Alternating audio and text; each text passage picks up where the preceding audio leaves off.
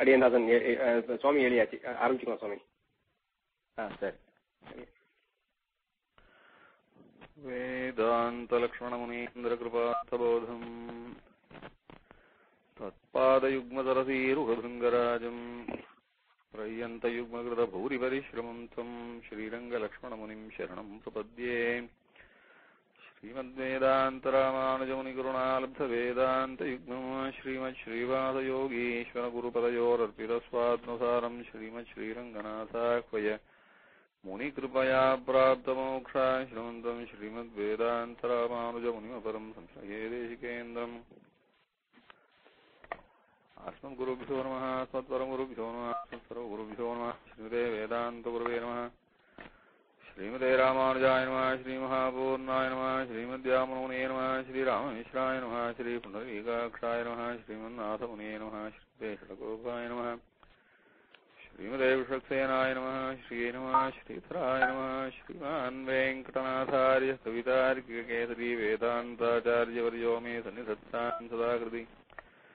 जीवनं जगतां जीयात् किमप्यपगतस्पृहं स्वतन्त्रं सर्वतन्त्रेषु वेङ्कटेशाह्वयम्.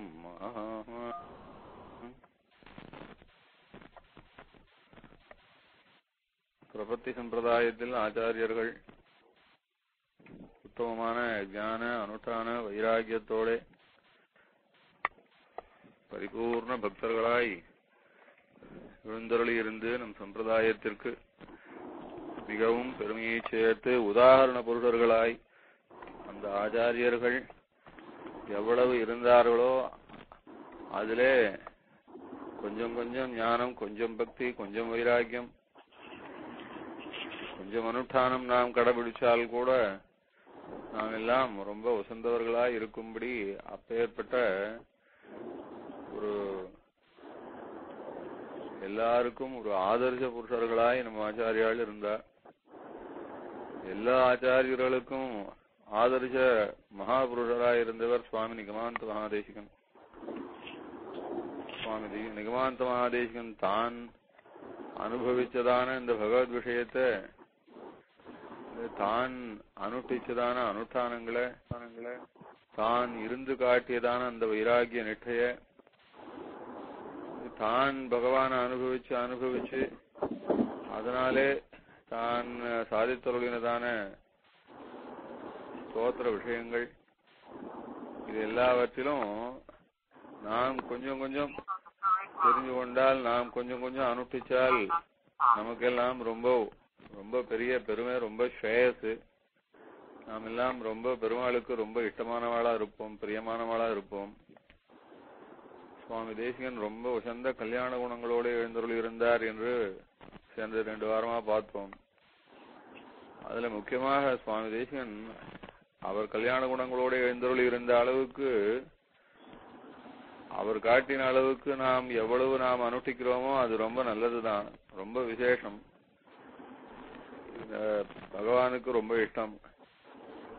அதிலே அந்த கல்யாண குணங்கள் எவ்வளவு நாம் எந்த மாதிரியாக இருக்க வேணும்னு ரொம்ப குறிப்பா சொல்லி தருகின்ற கட்டங்கள் உண்டு.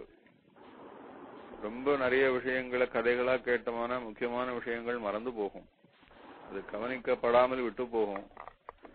அதனால சுவாமி தேசிகன் கல்யாண குணங்கள் என்றால் எந்த மாதிரியான கல்யாண குணங்கள் எல்லாருக்கும் வேணும் என்று தாமும் இருந்து காட்டினதை உபதேசமும் பண்ணியிருக்கார். அதுல முக்கியமாக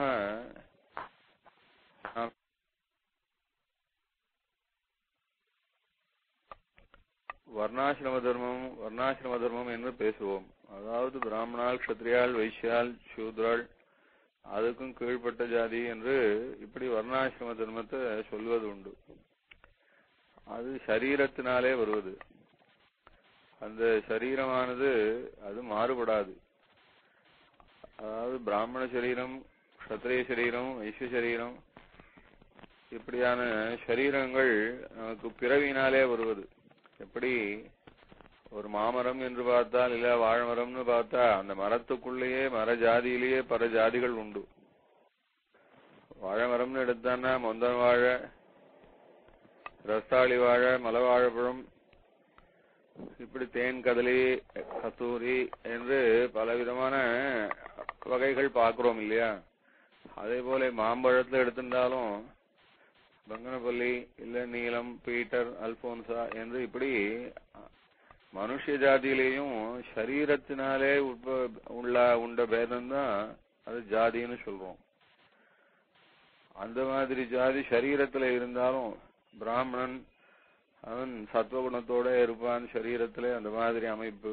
க்ஷத்ரியன் அவன் கொஞ்சம் வீரகுணத்தோட கோபகுணத்தோட இருப்பான், அப்படியான சரீரம் அவனுக்கு. வைஷ்யன் அவன் கொஞ்சம் சுறுசுறுப்பா வியாபாரம் பண்றது, எப்படி சேகரிக்கிறது என்ற அது தந்திரம் பண்ணுவான். அந்த மாதிரியான மனோபாவத்தை கொடுக்கக்கூடிய சரீரம் அவனுக்கு. சூத்ரன் என்றால் தொழில் செய்வது, எவ்வளவு உழைத்தாலும் அனாயாசமாக தொழில் செய்வது, இப்படியாக அவள் சரீர அமைப்பு அவளுடைய மனோபாவத்தையே கொடுக்கும். ஆனா அதுக்கு மேல வித்யதே பிராமணேதமா என்று பிராமணன் கொஞ்சம் அமைதியாத்தான் இருப்பான், பொறுமையாத்தான் இருப்பான். என்றாலும் அவளுடைய ஆகாரங்கள் இல்ல அவளுக்கு காதிலே வந்து விழக்கூடியதான செய்திகள் இதெல்லாம் அந்த மனத்தை பாதிக்கிறோம். அந்த பாதிப்பினாலே மனசு அளவிலே கூட அவன் பிராமணனா இருக்க முடியாது, க்ஷத்ரியனா மாறி போயிடுவான், வைசியனா மாறி போயிடுவான். ஆக தேசிகன் ரெண்டு சொல்றார். ஜாதி என்பது சரீரத்தினாலே இருக்கக்கூடியது, மனத்தளவிலே இருக்கக்கூடிய ஜாதி. அதை என்ன சொன்னார்? ஷரீர பிராமணியம், மானச பிராமணியம். ஷரீர க்ஷத்ரியன், மானச க்ஷாத்திரம். ஷரீர வைசியன், மனசுல வைசியன்.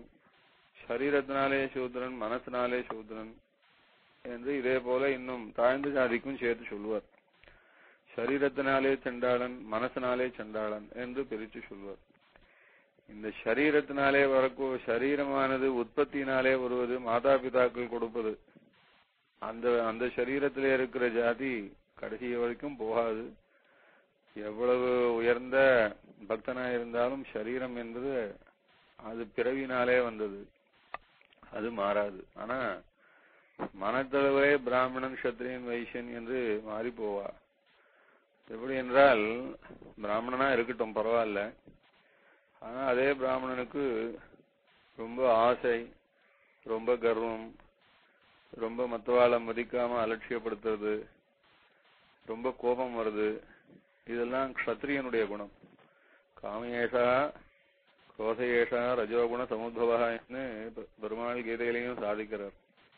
இப்படி அடக்க முடியாத காமம், அடக்க முடியாத கோபம், அது மதம், கர்வம், இதெல்லாம் மானச க்ஷத்ரியத்துவம். இந்த மானச க்ஷாத்திரம் என்பது யாருக்கும் வரும், பிராமணனுக்கும் வரலாம். அதே போல வைசியன், மனசளவிலே வைசியன். மனசளவிலே வைசியன்னு சொன்னா ரொம்ப சொத்துக்கு ஆசைப்படுறது, சொத்தை சேர்க்கறதுலயே குறியா இருக்கிறது, ஐஸ்வர்யம் தான் எப்பவும் மனசுல ஓடிண்டே இருக்கும். இது மாதிரியாக சில விஷயங்கள்லாம் மனசளவிலே வைசியன் என்று சொல்வது. அதேபோல சூத்ரன் என்று சூத்ரனுக்கு உண்டானது சில துர்குணங்கள் உண்டு. அது மாதிரியான துர்குணங்கள் மனசுல இருந்தா அது மானசுல சூத்ரன் என்று சொல்றது. ரொம்ப கோபம் கொள்வது, திடீர்னு ரொம்ப சோம்பேறித்தனப்படுறது, சத்விஷயங்கள்ல அவ்வளவோ நாட்டம் இல்லாம இருக்கிறது, இதெல்லாம் மனசளவிலே சூத்திரத்துவத்தை சொல்றது. அதே சமயம் மனசளவிலே சண்டாளனையும் சொல்வது உண்டு. பகவானை துவேஷிக்கிறது, பாகவாதா துவேஷிக்கிறது, மற்றவன் நன்னா இருந்தா அதை பொறாமப்படுறது, அவன் அழிஞ்சு போகணும்னு நினைக்கிறது, அதுக்காக ஏதாவது மற்றவாளுடைய கேடு விளைவிப்பதான சிந்தனைகள், இதெல்லாம் இருந்தா மனசளவிலே சண்டாளன்னு சொல்றது. இது போல மனசளவிலே க்ஷத்ரியனாயோ, மனசளவிலே வைஷ்யனாயோ, மனசளவிலே சூத்ரனாயோ, மனசளவிலே சண்டாளனாயோ இருக்கக்கூடாது என்பது சுவாமி தேசிகனுடைய உபதேசம். இதுதான் மானச பிராமணியம் என்று சாதிப்பார். இதெல்லாம் இல்லாமல் ஐஸ்வர்யத்துக்கு வைராக்கியத்தை விட்டு ஆசைப்படுறது, மற்றவாளுடைய நன்மையை பார்த்து பொறாமப்படாம சந்தோஷப்படுறது, மற்றவாள் எல்லாரும் எப்பவும் க்ஷேமமா இருக்கணும்னு ஆசைப்படுறது, தப்பான விஷயங்கள்லே காமத்தை விட்டு இருக்கிறது, தப்பான விஷயங்கள்லே காமத்தை விட்டு இருப்பது, அதே போல தப்பான ஐஸ்வர்யத்தை சேர்க்கறதுக்கு முற்படுவது, மற்றவாளுடைய பகவத் விஷயத்திலே ஆசை இல்லாம இருக்கிறது, பகவானை துவேஷிக்கிறது, இந்த மாதிரியான தோஷங்கள் எதுவும் இல்லாமல் இருந்தா இவாள்லாம் ரொம்ப உசந்தவா, மனசளவிலும் பிராமணாளா இருக்கா அப்படின்னு சொல்றது. இதுதான் கல்யாண குணம்னு சுவாமி தேசிகனுடைய திருவுள்ளம். இந்த கல்யாண குணங்கள் எல்லாம் பூர்ணமா இருந்த எல்லாரும் க்ஷேமமா இருக்கணும் என்று நினைக்கிறது முக்கியமாக மானச பிராமணியம், சர்வபூத சௌஹார்தம்னு சொல்லுவா. எல்லாரும் க்ஷேமமா இருக்கிறதுக்கு தன்னால என்ன செய்ய முடியும்னு யோசிப்பது பிராமணர், அவள் மானச பிராமணியம்னு சொல்றது. பகவானிடத்திலே ஒரு வியாஜமும் இல்லாமல் பக்தியோட இருக்கிறது மானச பிராமணியம்னு சொல்றது. இப்படி பெருமாள் நிறைய விஷயங்கள் கீதையில எது உயர்ந்த குணங்கள் என்று சொல்லி வரிசையா ஒரு 30 விஷயங்களை சாதிக்கிறார். இந்த மாதிரியான கல்யாண குணங்கள் எல்லாம் பரிபூர்ணமா நிறைஞ்சிருந்தார் சுவாமி தேசிகன். அதனால சுவாமி தேசிகன் அந்த கல்யாண குணங்கள் எல்லாருடைய க்ஷேமத்தையும் எப்பயும் ஆசைப்படுவது சுவாவமா இருந்ததுனால சுவாமி தேசிகன் எத்தனையோ வைராக்கியத்துக்கு உச்சத்திலே இருந்து பைசா ஐஸ்வர்யமாத்த சிந்தனையே பண்ணாதவராயிருந்தாலும் மற்றவாள்லாம் நன்னா சமிருத்தியாத்தான் இருக்கணும், எல்லாரும் நம்ம போல பரம ஏழையாகவே இருந்துட மாட்டா, இருக்க ஆசைப்பட மாட்டா, அந்த மாதிரி அவ இருக்கணும்னு அவசியம் இல்லை. வைஷ்ணவாள் எல்லாரும் சகல சமிருத்திகளோட இருக்கணும். என்ன முக்கியம்னா எத்தனை சமிருத்திகள் இருந்தாலும் பக்தி பரிபூர்ணமா இருக்கணும். எப்படி எத்தனையோ ஐஸ்வர்யத்தோட இருந்த கூரத்தாழ்வான் உயர்ந்த பக்தராத்தான் இருந்தார். அவ்வளவு ஐஸ்வர்யத்தோட பட்டர் நல்ல ஐஸ்வர்யத்தோடு இருந்தார். குலசேகர பெருமாள் எத்தனையோ ஐஸ்வர்யத்தின் நடுவிலே வசந்த சம பக்தரா இருந்தார். இந்த மாதிரி ஐஸ்வர்யாதிகள் மற்ற க்ஷேமங்கள் எல்லாம் நிறைய பூர்ணமா இருக்கணும் வைஷ்ணவாளுக்கு. அவ அதோட பக்தியும் குறையாம இருக்கணும். ஆனா இந்த மாதிரியான க்ஷேமங்கள்லாம் அவளுக்கு எப்படி வரும்? அத நம்மால முடிஞ்ச அளவுக்கு என்னைக்கும் சாஸ்வதமா இனி வருங்காலத்துல இருக்கிற வைஷ்ணவாலும் க்ஷேமமா இருக்கணும்ன்றதுனாலே நிறைய ஸ்தோத்திரங்களை தாம் அனுகிரகிச்சு அந்த ஸ்தோத்திரங்கள் யார பக்தியோட அனுசந்தானம் பண்றாளோ அவெல்லாம் எல்லா விதமான க்ஷேமத்தோடையும் நன்னா இருப்பா அப்படின்னு ஒரு பெரிய விசாலமான மகர்ஷிகளுக்கு சமமான விஸ்தாரமான ஒரு அனுகிரக புத்தியோட சுவாமி தேசிகன் நிறைய சாதிச்சிருக்கார். அதுதான் ஸ்தோத்திரங்களா நாம் எல்லாம் நிறைய பார்க்கிறோம். அந்த ஸ்தோத்திரங்களினாலே அந்த பலன் வேணும், அந்த பலனா வேணும் என்று நினைச்சு கொண்டு அந்த ஆசையோடையே அந்த ஸ்தோத்திரங்களை மட்டும் அப்படி சொல்லணும்னு அவசியம் இல்லை. அதுதான் வேணும்னு அந்த ஆசைக்காக மட்டும் ஸ்தோத்திரங்கள் அனுசந்தானம் பண்ணணும்னு இல்லை. ஒவ்வொரு ஸ்தோத்திரமும் வேதாந்த தேசிகனுடைய திருவாக்கானபடியினாலே அப்படியே மொத்தம் வேதாந்த சாரமா இருக்கு. அதனாலே நமக்கு பெரிய ஞானம் எல்லாம் வருது. அது வாசிக்க நாம் யார், வைஷ்ணவாள்னா என்ன, வைஷ்ணவம்னா என்னன்றத ஒவ்வொரு ஸ்தோத்திரத்தினாலையுமே தெரிஞ்சு கொண்டுடலாம். எல்லா ஸ்தோத்திரமும் கூட வேணும்னு இல்லை. அதனாலதான் புலலோகாச்சாரியர் தனியன் அருளி செய்யும் போது ஓரொன்று தானே அமையாதோ சீரொன்றுதோ பொல் திருவேங்கடமுடையான் பார் ஒன்ற சொன்ன பழமொழியுள் ஓரொன்று தானே அமையாதோ என்று சாதித்தார். அது ஒன்னொன்னு போதுமே என்பதாக சாதிச்சார். அந்த மாதிரியான ஸ்தோத்திரங்களிலே ரொம்ப ஐஸ்வர்யத்தோட இருப்பா, ஸ்ரீஸ்துதி அனுசந்தானம் பண்ணலாம். ரொம்ப பூமி சொத்து எல்லாம் வாங்கிட்டு பெரிய நிலத்துக்கெல்லாம் பிரபுவா இருப்பா, பூஸ்துதி சொல்லலாம். நல்ல விசேஷமாக வாக்கு அனுகிரகம் எல்லாம் கிடைச்சு பெருமாளே நிறைய பகுமானங்களை பெருமாள் அப்பப்ப கொடுத்துட்டே இருப்பார். அது கோதாஸ்துதியினாலே சொல்லலாம். கோதாஸ்துதி அனுசந்தானம் பண்ணா சத்ருக்கள் நம்ம ஒருத்தரும் கெடுத்துட முடியாது. அதனாலே சக்கரத்தாழ்வா ஸ்தோத்திரங்கள் இருக்கு. ஒரு வியாதியும் இல்லாம எல்லா வியாதிக்கும் பரிகாரமா இருக்கு. கருட பஞ்சாசத்து சொல்லியிருக்கார். நல்ல புத்திசாலியா மேல மேல பகவத் விஷயத்திலையும் மற்ற விஷயங்கள்லயும் நல்ல ஞானியா இருக்கலாம். அதுக்காக ஐக்கரிய ஸ்தோத்திரம் அனுசந்தானம் பண்ணலாம்னு சொல்லியிருக்கார். நல்ல குடும்ப விருத்தியோட எல்லா க்ஷேமங்களும் இருந்து ஒன்னும் குறவில்லாம பெருமாள் நமக்கு எப்பொழுதும் நல்ல கீர்த்தியும் நல்ல தேக ஆரோக்கியத்தையும் நன்னா கொடுப்பார். தசாவதார ஸ்தோத்திரம் நன்னா சொல்லலாம். அதேபோல ஏதாவது ஒரு ஆபத்து உடனே நீங்கணும், அதுக்காக அஷ்டபுஜாஷ்டகம் உடனே பெருமாள் அந்த ஆபத்தை நீக்கி வைப்பார். இந்த அஷ்டபுஜாஷ்டகம் சொல்லலாம். நமக்கே நிறைய விஷயங்கள்லாம் கேட்க தெரியல, என்ன வேணும்னு தெரிஞ்சுக்க தெரியல. ஆசைப்படுறதுக்கும் தெரியணுமோ இல்லையோ, அத நல்ல விஷயத்த ஆசைப்படுறதுக்கும் தெரியலையே. நல்ல விஷயம் ஆசைப்பட்டா விட்டு தானே அதுக்குன்னு ஏதாவது பிரயத்தனப்பட்டு தேடி சம்பாதிக்கணும்னா அதுக்கு தேசியம் சாதிச்சார். நீங்க ஆசைப்படக்கூட வேண்டாம். கருட பஞ்சாசத்து சொல்லுங்க, உங்களுக்கு ஆசைப்படுறதுக்கு என்ன வேணுமோ நியாயமா, அதுக்கு என்ன பலன் வேணுமோ அதெல்லாம் இந்த கருட பஞ்சாசத்து கொடுத்துரும் என்று அந்த மாதிரியாக ரொம்ப நல்ல நல்ல விஷயங்கள் எல்லாம் தேசிகன் எல்லாருக்கும் தானே அனுகிரகிச்சு இந்த மாதிரி வைஷ்ணவாள் பரிபூர்ணமாக ஒன்னும் குறைவில்லாம எல்லாத்தினாலும் நிறைஞ்சிருக்கணும் என்று அனுகிரகிச்சார் அவர். இந்த மாதிரி அனுகிரகிச்ச தேசிகன் தம்முடைய வாழ்நாள்ல எப்படி இருந்தார் என்றால், இத்தனையும் இருந்து உயர்ந்த ஞானம், நிறைய ஐஸ்வர்யம், நல்ல சத்ருஜயம், நல்ல ஆரோக்கியம், நல்ல புகழ், எல்லாம் பரிபூர்ணமா இவ்வளவு நிறைஞ்சு இருந்தா ஒரு மனுஷன் எத்தனை சந்தோஷத்தோடு இருப்பானோ அத்தனை சந்தோஷத்தோடையும் தேசிகன் இது எல்லாத்தையும் தான் ஒன்னும் ஆசைப்படாமையே, இன்னும் கேட்டா உயர்ந்த வைராகியத்தோடய நிம்மதியா பரிபூர்ண சந்தோஷத்தோட இருந்தார் தேசிகன். எல்லாம் இருந்தால் எப்படி ஒருத்தன் சந்தோஷப்படுவானோ அதை விட ரொம்ப சந்தோஷமா தேசிகன் இதுல பல விஷயங்கள் தனக்கு எதுவும் கிட்டையே சேர்த்துக்காமையே அவ்வளவு வசத்தையா நன்னா இருந்தார். அவ்வளவு வைராக்கியத்தோட இருந்தார். அவரை பார்த்து அவருடைய ஒரு அந்த அனுஷ்டானம் தேசிகன்னா எப்படி இருக்காருன்னு பார்த்து பார்த்து இதுல நமக்கு ஏதாவது கொஞ்சம் நாமும் இப்படி ஏதாவது ஒரு அம்சத்திலேயாவது இருக்கக்கூடாதான்னு மற்றவாழ்லாம் நல்ல விஷயத்துல ஆசைப்பட முடியாத தேசிகன் இருந்தார். அதனால தேசிகன் அது எப்படி எழுதியிருந்தார் என்று அவருடைய திருக்குமாரர் தேசிக தினச்சரியை என்று ஒரு சம்ஸ்கிருத ஸ்லோக ரூபமாக ஒரு பிரபந்தம் அருளி செய்திருக்கார். அதை போன வாரம் சொன்னேன்.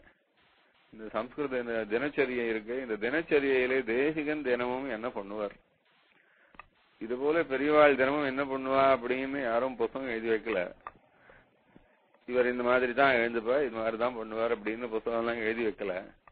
ஆனா தேசிகனுடைய திருக்குமாரர், தேசிகனுடைய திருமேனி எவ்வளவு அழகா இருக்கும். தேசிகன் ரொம்ப அழகா இருப்பாராம், ரொம்ப ரொம்ப அழகா இருப்பாராம் பாக்குறதுக்கு சேவிக்கிறதுக்கு.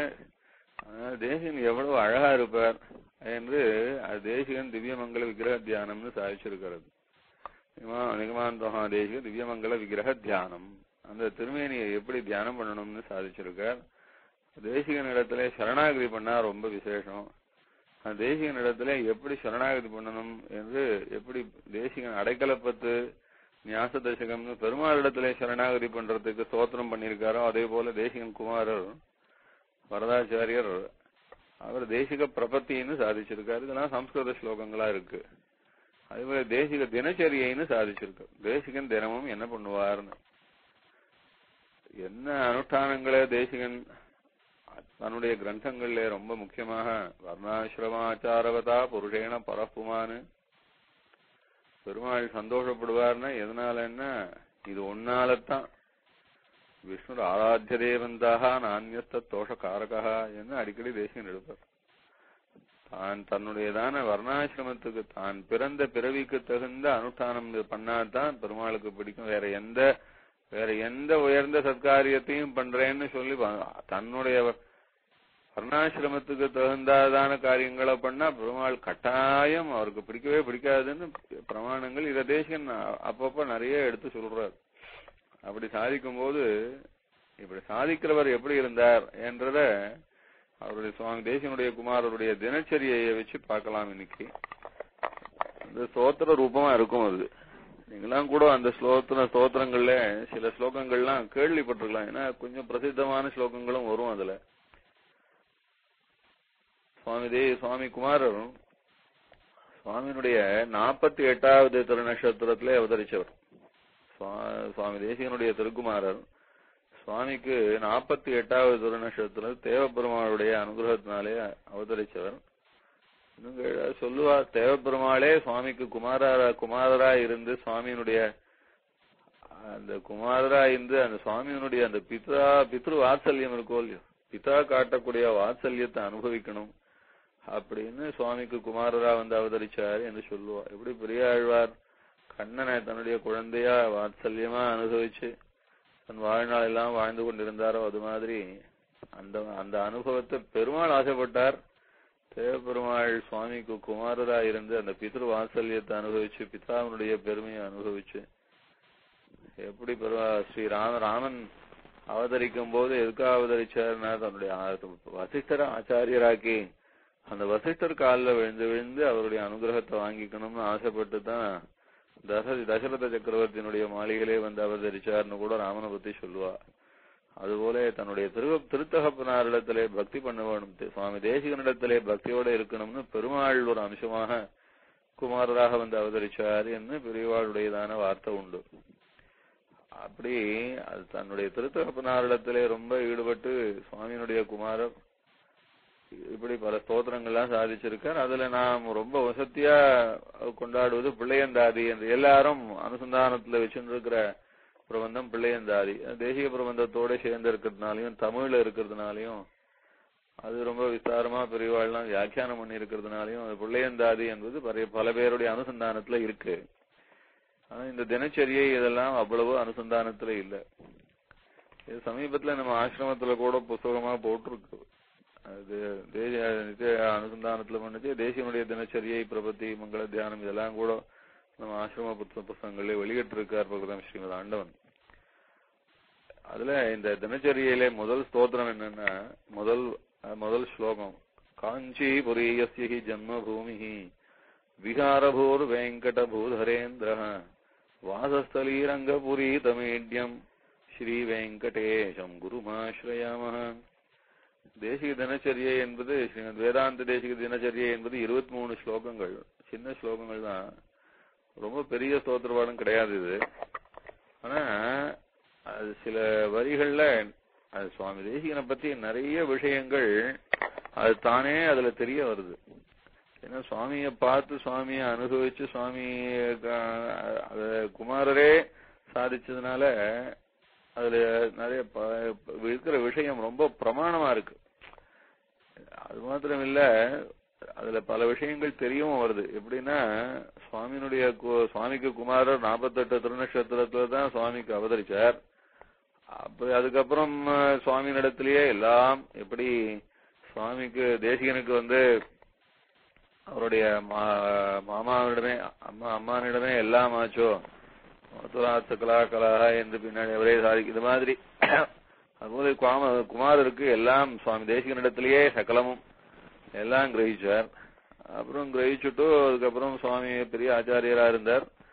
அது அப்போ அந்த மாதிரி ஆச்சாரியரான பிறகு தன்னுடைய திருத்தகப்பனாரை பத்தி இந்த மாதிரி பிரபந்தங்கள்லாம் சாதிச்சிருக்கார். அதனால சுவாமிக்கு அநேகமா சுவாமி தேசிகனுக்கு ஒரு 80 திருநட்சத்திரத்துக்கு மேலதான் இந்த மாதிரியான ஸ்தோத்திரங்கள்லாம் சுவாமி குமாரர் சாதிச்சிருக்காருன்னு தெரிகிறது.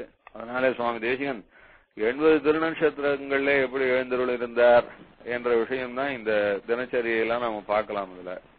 அதுல முக்கியமா முதல் ஸ்லோகம் காஞ்சிபுரீயஸ்ய ஜன்மபூமி யார பத்தி சொல்றோம்னா காஞ்சியிலே தூப்புள்ளே அவதரிச்ச சுவாமி தேசிகன். அதுல முக்கியமாக வாசஸ்தலி ரங்கபுரி தமீட்யம், முக்கியமா ஸ்ரீரங்கத்துலதான் அவர் ரொம்ப நாள் வாசம் பண்ணியிருக்காருன்னு தெரிகிறது.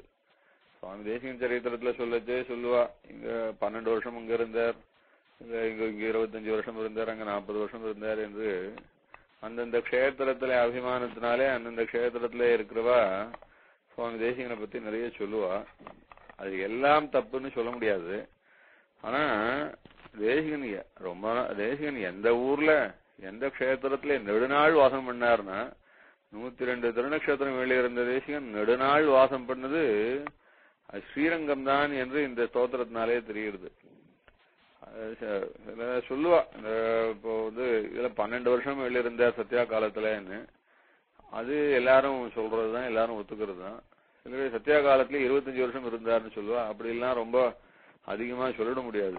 அதுக்காக எந்த க்ஷேத்திரத்துல அபிமானத்தினாலே யாராவது ரொம்ப வருஷம் எழுதியிருந்தார் சுவாமி தேசிகன்னா அது இந்த ஸ்லோகத்தினாலே ஸ்பஷ்டமா தெரிகிறது. தேசிகனுடைய ரொம்ப நெடுநாள் வாழ்ந்த க்ஷேத்திரம்னு சொன்னா அது ஸ்ரீரங்கம் தான். அது அப்படி இருந்த சுவாமி தேசிகன் மொத்தத்துல அவருடைய பொதுவான சுவாவம் என்னன்னு அடுத்த ஸ்லோகத்திலே சாதிக்கிறார். சம்பாவனாயசி காலகூடः சபா புஜங்கி குணபம் தருண்யः ஸ்யாத்ரௌரவம் ராஜகிருஹம் சஜீயாத் சிரங்குருர் வெங்கடநாத நாமா. இந்த ஸ்லோகம் நான் முன்னாடியே 2-3 வாட்டி கோட் பண்ணிருக்கேன். சம்பாவனாயசி காலகூடः, யாராவது சம்பாவனை பண்றேன்னு என்று சொல்லி ஐஸ்வர்யத்தை கொடுக்க வந்தா ஐயோ இந்த விஷம் என்னத்துக்குன்னு பயந்து போயிடுவாராம். சுவாமி தேசிகனை பொறுத்த வரைக்கும் ஐஸ்வர்யம் இருக்க இருக்க அது ஐஸ்வர்யம் இருக்க இருக்க அந்த ஐஸ்வர்யத்தை ரட்சிக்க வேண்டியதாயும் ஐஸ்வர்யத்தினாலே அடையக்கூடிய சந்தோஷங்களையும் சிந்திச்சு அந்த அதுக்காகவே பயந்தும் வாழ்ந்து இப்படி இந்த பகவத் ஸ்மரணம் ஒரு க்ஷணம் கூட இல்லாம போயிடும். அதனால அது சம்பாவனைன்னா அது அந்த விஷம் என்னத்துக்குன்னு சொல்லுவார். அதுபோலதான் பூர்ணமா எழுந்திருந்தார். அது சபா புஜங்கி குணபம் தருண்யா. சபா புஜங்கி ஏதாவது பெரிய சபை ரொம்ப பேர் இருக்க இடம் எல்லாம் கௌரவமான இடம் என்று மற்றவாள்லாம் நினைப்பான்னா அந்த இடத்துக்கெல்லாம் நாம போகவே வேண்டாம். அந்த கௌரவமும் வேண்டாம் நமக்கு. அதனால கௌரவம்னு வந்ததுன்னா அந்த கௌரவத்தை வாங்கின்றதுனாலே நமக்கு அந்த நினைப்பே கர்வத்துக்கு ஏதுவாருது. ஆத்மாவுக்கு கர்வப்படுறதுக்கு ஒரு யோகியதையும் கிடையாது. பெருமாளுக்கு சேஷபூதன்னு நினைச்சுக்கிறது தான் இந்த ஆத்மாவுக்கு லட்சணம். அதனால இந்த சபையெல்லாம் போனா எதுக்கு நமக்கு கர்வம் தான் வருது, ஆத்ம குணம் தான் போறதுன்றதுனால வாண்டான்னு ஒதுங்கி இருப்பாராம். எப்படின்னா சபையை கண்டா எப்படி பாம்பு ஓடி போயிடுமோ அது மாதிரி அப்படி தேசிகன் வெளியிருந்தார். குணபம் தருண்யா அப்படின்னு பெண்ணாசை என்பது கொஞ்சமும் கிடையாது. அது பெண்ணாசை என்றால் பெண்கள் என்றால் என்ன, எல்லாரும் ஜீவிச்சுருக்க உயிர் உள்ள இருக்கு. இல்லைன்னா அந்த உயிர் இல்லாத உடம்புக்கு என்ன மரியாதை உண்டோ அந்த மரியாதை தான் தேசிகன் இந்த மாதிரியான ஸ்ரீ விஷயத்திலே நினைச்சுட்டு இருப்பார். அதனால அவ்வளவு வைராகியத்தோடு இருப்பார். அதாவது இந்த ஸ்லோகமானது சுவாமியினுடைய வைராகியத்தையும் முக்கியமாக மேற்கொண்டு சுவாமியினுடைய அனுஷ்டானத்தையும் சொல்ல போறது. அதுல சியாத் ரௌரவம் ராஜகிருஹம் சஜீயாத், ராஜகிருஹம் சியாத் ரௌரவம். எல்லாரும் கவர்மெண்ட்ல அவர் ராஜா கிட்ட போய் பெரிய சாதனைகள்லாம் சாதிச்சுக்கணும்னு அப்பப்போ கான்டாக்ட் வச்சுப்பா. ஏன்னா என்னைக்கா இருந்தாலும் உதவும் அப்படின்னு பொதுவா ஒரு அபிப்பிராயம் உண்டு மனுஷாளுக்கு. இவர் எப்படி இருந்தார்னா ஐயோ ராஜகிரகமா அரண்மனையா அது சம்பந்தமா கவர்மெண்டா அது சாட்சாத் ரௌரவ நரக்கம் மாதிரி அதுங்கிட்ட நாம எதுக்கு போய் மாட்டிக்கணும்னு சொல்லி அந்த சம்பந்தம் கிட்டே போக மாட்டார். ராஜாக்களுடைய சமீபம் எல்லாம் போகவே மாட்டா. ராஜாவே யாராவது தேசியனை வந்து சேவிச்சு உண்டு. சிங்கப்ப நாயகன்றவன் அது மாதிரி எல்லாம் ராஜாக்கள்லாம் வந்து செஞ்சி ராஜா வந்து தேசியம் கோப்பனன்றவன் ஒருத்தன் அவன் கூட சுவாமியின் இடத்துல ரொம்ப விசுவாசமா இருந்தான்னா அவளே வந்து சேவிச்சுட்டு போறது, அவ ஏதாவது நல்வார்த்தை கேட்டுக்கிறது, உபதேசம் பண்ணி கேட்டுக்கிறது அப்படிதான் உண்டே ஒழிய தேசிகன் ஒரு நாளும் ஒரு ராஜாவினுடைய அரண்மனை வாசப்படியே மிதிச்சவர் கிடையாது. என்ன அது நரகம்னா அதே நமக்கு என்பதாக அப்படி இருந்தார்னு சாதிக்கிறார். இப்படி ரொம்ப வைராக்கியத்தோடு எழுந்தவர்கள் இருந்ததுனாலே சுவாமி தேசிகனுடைய அனுஷ்டானமானது எல்லாருக்கும் ஒரு ஆதர்சமா இருந்தது. எப்படின்னார் முதல்ல ரொம்ப அழகா ஒவ்வொரு நாளையும் தேசிகன் 5 விதமா பிரிச்சுப்பாருன்னு சாதிக்கிறார். 5 விதமா பிரிச்சுக்கிறது தான் நம்ம ஆன்மீகத்தெல்லாம் இப்ப நம்ம தேசிகனுடைய அனுஷ்டானத்தை தான் நம்ம பெரியவாள்லாம் நமக்கு சொல்லிக் கொடுக்குறா. அதுல 5 விதமா பிரிச்சுக்கிறதுன்னா முதல்ல அபிகமனம்னு சொல்றது, அடுத்தது உபாதானம், அப்புறம் இஜ்ஜா, அடுத்தது சுவாத்தியாயம், யோகம்னு 5 விதமா. இந்த 5 விதமும் சமகாலமா பிரிச்சுக்கணும்னு இல்ல, அது மாதிரி எல்லாம் பிரிச்சுக்க சொல்லல. 5 காரியங்கள் அவசியம் வரிசையா பண்ணணும். அந்த 5 காரியங்கள் என்னென்ன இந்த அபிகமனம், உபாதானம், இஜ்ஜா, சுவாத்தியாயம், யோகம்னு சொல்லுவா. அந்த அபிகமனம் என்றால் இப்பெல்லாம் ரொம்ப பிரசித்தியானது. மடத்தெல்லாம் போனா அபிகமனம், ஆசிரமத்துல போனா அபிகமனம்னு. அபிகமனம்னா காலத்தால பெருமாள் திருவாராதனம் பண்ணி பண்ற பிரசாதத்துக்கு அபிகமனம் அப்படின்னு ஒரு வார்த்தை வந்துடுத்து. அது ஒரு வழக்கத்திலே வர சொல்லுது. ஆனா அபிகமனம் என்பது அந்த பிரசாதத்தை மாத்திரம் சொல்லாது. அது ஆக்சுவலா ஒரு அபிகமனம் இல்ல, அபிகமன பிரசாதம். அது அபிகமன பிரசாதத்தை சுருக்கமா அபிகமனம்னு சொல்றோம். அபிகமனம்னு சொன்னா ஒருத்தரை குறித்து செல்வது என்ற அர்த்தம். இதுல முக்கியமா நம்ம அபிகமனம்னு சொல்றது பகவானை குறித்து சென்று அடைவது. அதனாலே பகவானிடத்திலே போய் சரணாகதி பண்றதான் அபிகமனம் என்று இது காலை வேளையிலே செய்யக்கூடியதான அனுஷ்டானமாக ஆன்மீக கிரந்தங்களே சொல்லியிருக்கார். சுவாமி தேசிகனும் இதை பாஞ்சராத்திர ரக்ஷை முதலான கிரந்தங்களே சாதிச்சிருக்கார். என்ன பண்ணுவார் சுவாமி தேசிகன்னா, காலை பொழுது என்பது எதுக்காகன்னா, காலை பொழுது என்பது பகவானிடத்திலே சரணாகதி பண்றதுக்கு. சரணாகதின்னு சொன்னா தினம் தினம் சரணாகதியா, தினம் தினம் காத்தால சரணாகதி பண்ணுவாரா தேசிகன் அப்படின்னா, ஆமா தினம் தினம் சரணாகதி பண்ணுவார். தினம் சரணாகதி பண்ணுவாளா அப்படின்னு கூட ரொம்பவே சந்தேகம். ஒரு வாட்டிக்கு மேல பண்ணக்கூடாதுன்றாளே சரணாகதி. சரணாகதி என்பது ஒரு முறை என்று பெருமாளும் சாதிச்சிருக்கார். சகృதேவ பிரபன்னாயன்னு தேசிகனும் பல இடங்களே சாதிச்சிருக்கார். ஒரு காலே சரணாக அடைகின்றார்க்கும் உனக்கு அடிமையாகின்றேன் என்கின்றார்க்கும் என்று ஒரு கால் என்று சாதிச்சிருக்காரு. தினம் தினம் சரணாகதி பண்ணுவாளான்னா தினம் தினம் அவசியம் சரணாகதி பண்ணணும்னு தேசிகன் சாதிக்கிறார்.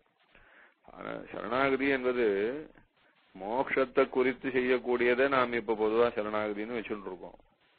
அது பரநியாசம்னு சொல்றோம்.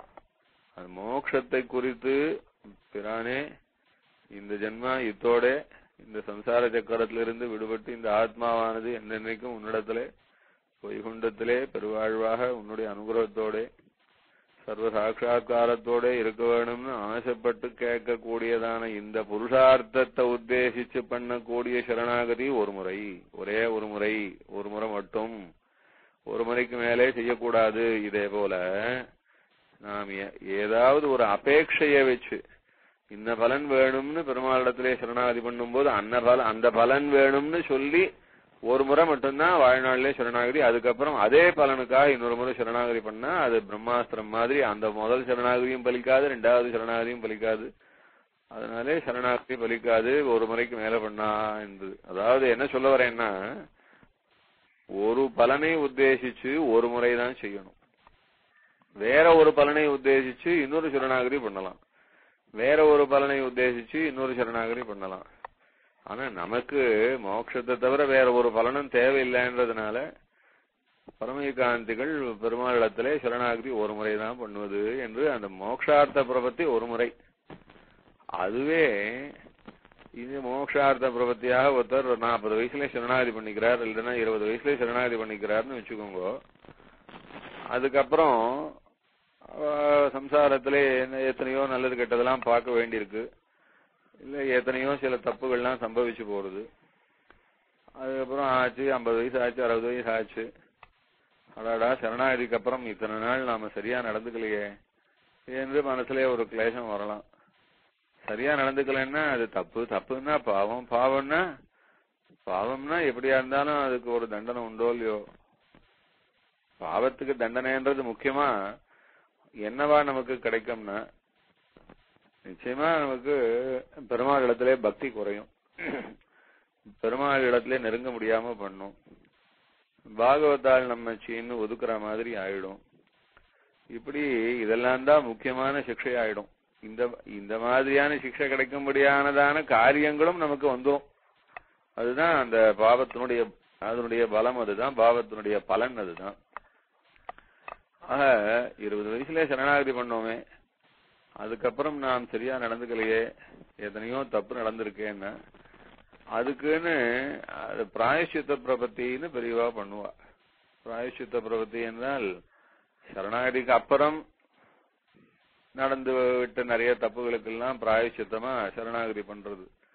இந்த மாதிரி இப்ப 20 வயசுக்கு அப்புறம் பண்ண தப்புகளுக்கெல்லாம் கூட எத்தனை ஜென்மத்திலையும் என்னால பிராயஷ்சித்தம் பண்ண முடியாது, பிரானே நீ இதெல்லாம் மன்னிச்சுக்கணும், இல்லைன்னா அது சரணாகதி ஆன பிறகு பண்ணக்கூடிய பாபங்கள்லாம் பிரமாதமா பலன் கொடுக்கறதுக்குன்னு தண்டிக்கிறதுக்குன்னு காத்துன்னு இருக்கும். அந்த மாதிரி பாபங்கள்லாம் இந்த ஜென்மத்தின் முடிவுக்குள்ளேயே தண்டிச்சும் ஆகணும். ஏன்னா இந்த ஜென்மா முடிஞ்ச உடனே மோட்சம் கிடைச்சாகணுமோ இல்லையோ. அதனால பண்ண பாவம் பலிக்காம போகாது. அதனால பண்ண பாவம் 20 வயசுக்கு அப்புறம் 30 வயசுக்கு அப்புறம் சரணாகதிக்கு அப்புறம் பண்ண பாபம் எல்லாம் இந்த ஜென்மா முடியறதுக்குள்ளேயே என்னென்னலாம் படுத்த போறதோ அது படுத்தினா படுத்துடும். படுத்தினா பெருமாளன்னா இழந்துடுவோம், நம்ம பகவத் சரணம் போயிடுமே. ஒரு தலை சுத்தல் தான் வருதுன்னு வச்சுக்கோங்க, தலை சுத்தல் வந்தா பெருமாளையா நினைச்சுக்க போறோம் இல்லையா. அது மாதிரி எத்தனையோ படுத்தல் வரதான் போறது. ஐயோ இந்த மாதிரியான சரணாகதிக்கு அப்புறம் பண்ண தப்பு காரியங்கள்லாம் பாபமாய் நம்ம தண்டிக்காம இருக்கணும்ன்றதுக்காக பிராயசித்த பிரபத்தி திருப்பியும் பண்ணிக்கலாம். அந்த மாதிரி பிராயசித்த பிரபத்தி எத்தனை முறையும் பண்ணலாம். 20 வயசுல ஒரு முறை, 30 வயசுல ஒரு முறை, 40 வயசுல ஒரு முறை, இந்த மாதிரி எப்ப வேணா பண்ணலாம். பிராயசித்த பிரபத்தி எத்தனை முறையும் பண்ணிக்கலாம். 20ல இருந்து 30 வயசுக்குள்ள பண்ண இந்த பாவத்துக்கெல்லாம் பிராயசித்தம், 30ல இருந்து 40க்குள்ள வந்து இந்த மாதிரி பண்ணி பிராயசித்த பிரபத்தி நிறைய வாட்டி பண்ணிக்கலாம். சாஸ்திரத்துல பூர்ணமான சம்மதம் இருக்கு. ஆனா அதுக்காக பெரியவாள் 5 வருஷத்துக்கு 2 வருஷத்துக்கு ஒரு வாட்டி பண்ணிக்கிறதுன்றது வழக்கம் இல்ல. முடிஞ்ச வரைக்கும் நல்லவாளா இருக்கணும்னு பாக்குறது. அப்புறம் மொத்தத்துல ஒரு முறையோ 2 முறையோ பிராயசித்த பிரபத்தி ஜென்மத்துல பண்ணிப்பா. அதனால சரணாகதிக்கு அப்புறம் பிராயசித்த பிரபத்தி பண்ணிக்கிறது. அதுக்காக ஆச்சாரியாளிடத்துல போய் கேட்கறது, பிராயசித்த பிரபத்தி பண்ணி வைக்கணும்னு கேட்டா பிராயசித்த பிரபத்தி கட்டாயம் பண்ணி வைப்பா ஆச்சாரியா. நம்ம ஆசிரமத்திலையும் வழக்கத்துல இருக்கு. ஆண்டவரும் பண்ணி வைக்கிற வழக்கம் தான், அழகி சிங்கரம் பண்ணி வைக்கிற வழக்கம் தான். இந்த மாதிரி ஆச்சாரியால் இன்னும் சுயமாச்சாரியாலும் பண்ணி வைப்பா. இது ரொம்ப அனுஷ்டானத்துல இருந்துட்டு இருக்கிற விஷயம், நிறைய பேருக்கு தெரியாது. இந்த பிராயசித்த பிரபத்தி எப்படி பல காலம் பண்ணலாம்னு நாம சொல்றோமோ, இதே மாதிரி தேசிகன் நம்ம ஆச்சாரியால் எல்லாருமே தினம் தினமும் பெருமாள் இடத்துல போய் சரணாகதி பண்ணுவா. அது தினம் தினம் சரணாகதி பண்ணணும். ஆனா அந்த சரணாகதி பண்ணச்சே மோட்சம் வேணும்னு கேட்டு சரணாகதி பண்றது கிடையாது. அந்த சரணாகதியிலேயே ரொம்ப சூக்ஷ்மமா சொன்னா நிறைய அம்சம் இருக்கு. கொஞ்சம் மாத்திரம் சொல்றேன். அது என்ன, சரணாகதி மோட்சம் வேணும்னு சரணாகதி பண்ணாம பெருமாள் இடத்துல பெருமாளே பகவானே இந்த ஆத்மா உன்னுடையது, இந்த ஆத்மா உன்னுடையது என்று சொல்லி ஆத்ம சமர்ப்பணம் என்பது ஒண்ணு. இந்த ஆத்மாவை சமர்ப்பிக்கச்சே ஆத்மாவை ரட்சிக்க வேணும், இந்த பாரம் உன்னுடையது என்று சொல்லி சமர்ப்பிப்பது ஒண்ணு. இந்த ரட்சிக்க வேணும்னு சொன்னா மோட்ச பரியந்தமாக கொடுத்து ரட்சிக்கணும்னு சொல்றது. இதுல ஒரே ஒரு அம்சம் மாத்திரம் தினமும் பண்ணணும். அது என்னால் அந்த ஆத்ம சமர்ப்பணம், ஆத்ம ரக்ஷாபார சமர்ப்பணம்னு மோட்சார்த்தமாக பண்ணக்கூடாது. தினம் ஒரு முறைதான் பண்ணணும் ஆயுசுல. ஆனா ஆத்மா உன்னுடையது பிரானே, இந்த ஆத்மாவை நீ எந்த வரைக்கும் உன்னுடையதாகவே உனக்காகவே என்று இந்த சமர்ப்பணம் இருக்கு. இந்த சமர்ப்பணம் தினமும் பண்ணணும். இந்த மாதிரி ஆச்சாரியால் தினமும் ஆத்ம சமர்ப்பணம் பண்ணச்சேதான், இந்த ஆத்ம சமர்ப்பணம் பண்ணச்சேதான் சிஷ்யாள் வந்து சேவிச்சு எனக்கும் பண்ணி வைக்கணும்னு கேட்டா, சிஷ்யாளுக்காக தன்னுடைய ஆத்ம சமர்ப்பணத்திலே அவளுடைய ஆத்ம சமர்ப்பணையும் சேர்த்து அவளுக்கு மோட்சம் கொடுக்க வேணும் பிரானேன்னு பிரார்த்திக்கிறது நாம் செய்யக்கூடியதான ஆச்சாரியாளிடத்திலே சரணாகதி. இது இந்த விஷயத்துல நித்தியம் சரணாகதி பண்ணி பெருமாளிடத்துல இந்த ஆத்மா உன்னுடையது, இன்னைக்கு இந்த நித்திய கர்மானுஷ்டானம் ஒன்னும் குறவில்லாம உன்னால் உன்னுடைய அனுகிரகத்தினாலே நல்லா நடக்கணும் என்று பிரார்த்திக்கிறத தினமும் பிரார்த்திக்கலாம், தினமும் சரணாகதி பண்ணலாம்.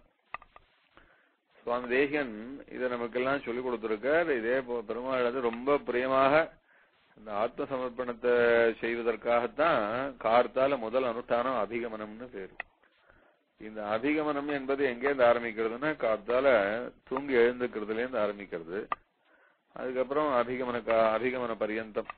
இதுல சந்தியாவந்தனம் அதுக்கப்புறம் எல்லாம் முடிஞ்சு பெருமாளத்திலே போய் அபிகமனம் என்றது இந்த ஆத்ம சமர்ப்பணத்தை பண்ணும் காரியம் வரைக்கும் உண்டு. இதை திருப்பியும் சொல்றேன், இந்த ஸ்லோகங்கள்ல சொல்லச்சே சொல்லுவேன். இதுக்கப்புறம் உபாதானம் என்பது, உபாதானம் என்றால் சேகரித்தல்னு அர்த்தம். அது பகவானை ஆராதிக்கிறதுக்கு வேண்டியதான வஸ்துக்களை சேகரிக்கிறது, துளசியை சேகரிக்கிறது, புஷ்பங்களை சேகரிக்கிறது, பெருமாள் திருவாராதனத்துக்கு வேண்டியதான தடிக திரவியங்கள் அதுக்கு உண்டானதான வஸ்துக்கள் இதெல்லாம் சேகரிக்கிறது. இதெல்லாம் போக முக்கியமாக இந்த உபாதான காலத்துல ஞானத்தை சேகரிக்கணும் என்று வச்சிருக்கா.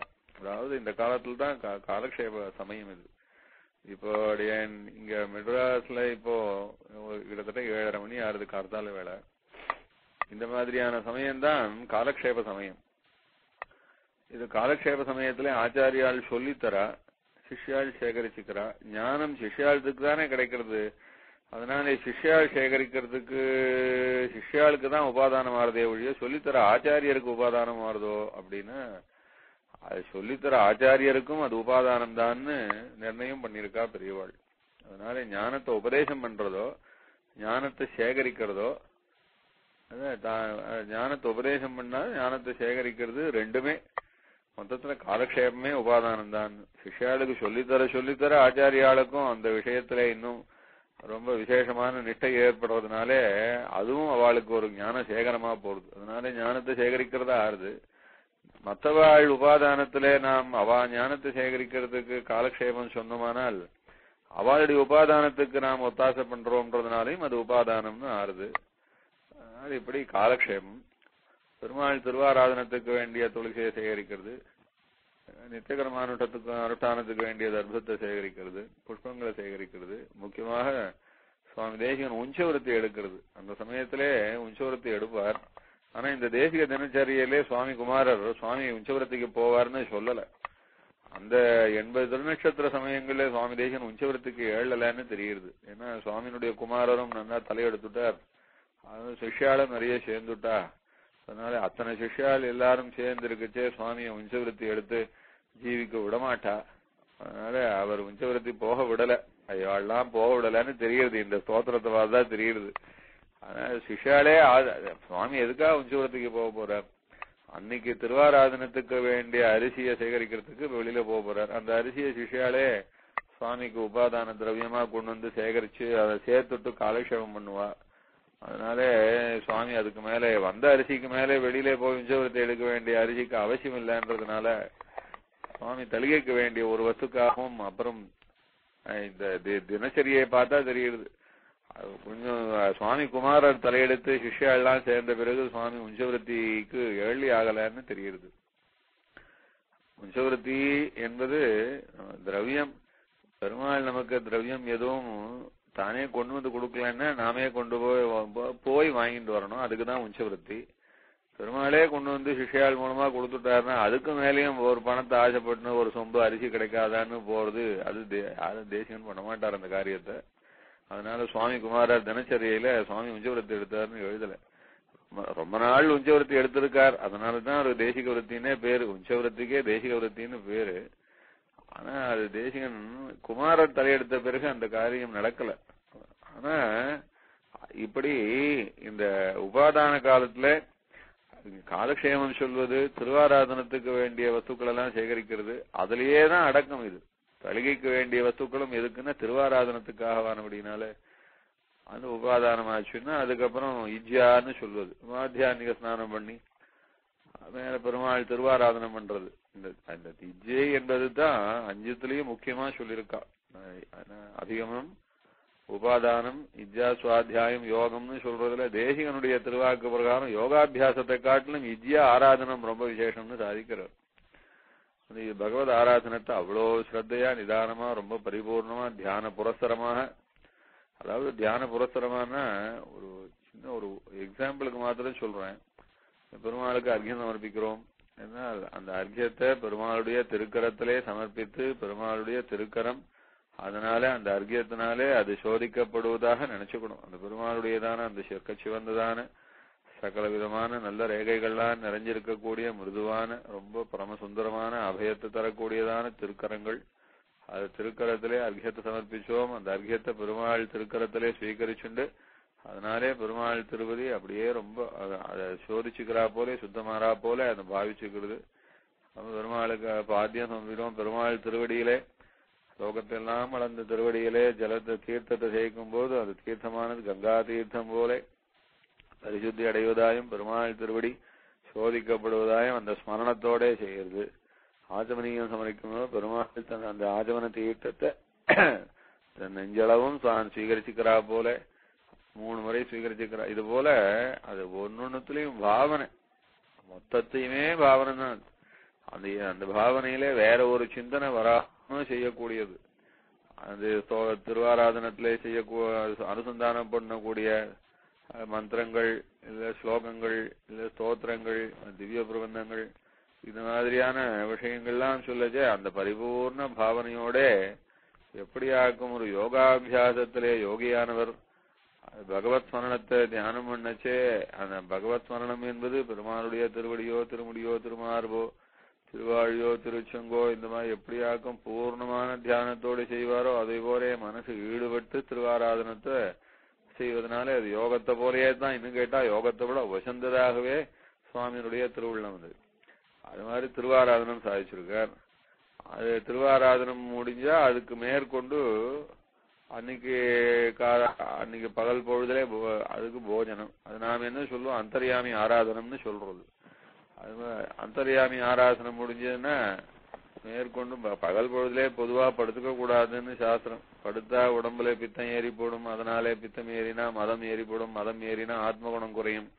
அது மாத்திரமில்ல அஜீர்ணம் வரும். அஜீர்ணம் வந்ததுன்னா சாப்பிட்ட உணவு நன்னா அஜரிக்காம நிறைய அசத்தான பொருளை எல்லாம் உண்டாக்கும். அது என்ன பண்ணும், சரீரத்திலே மேற்கொண்டு வியாதியை உண்டாக்கும்.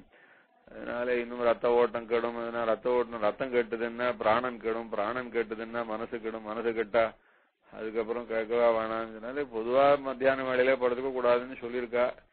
ஆனா வயசு உத்தேசிச்சு அவாவா ஏதாவது கொஞ்ச காலம் கொஞ்சம் சயனிச்சுக்கலாம், 10 நிமிஷம் கூட சயனிச்சுக்கலாம்னு உண்டு. ஏன்னா மத்தியானம் படுத்துக்கலாமா கூடாதான்னு ஒரு கேள்வி. அதுக்கு இப்போ காக்க விருத்தாந்தம் இருக்கு ஸ்ரீமத் ராமாயணத்துல. அந்த ஸ்ரீமத் ராமாயணத்துல காகம் பிராட்டிய மார்பிலே கொத்துறது. அப்ப பிராட்டி மடியிலே பெருமாள் சயனிச்சிருந்தார்னு வரும்.